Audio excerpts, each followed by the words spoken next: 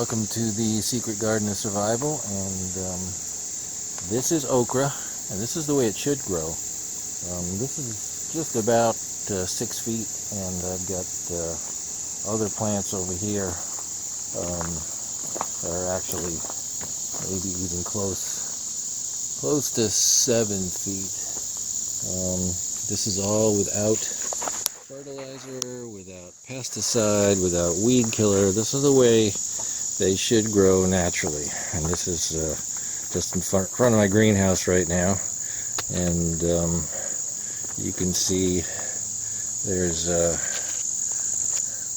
some okra right there, and my wife has been cutting these off as these have been growing up, and we've been having lots of fried okra here in the Secret Garden of Survival.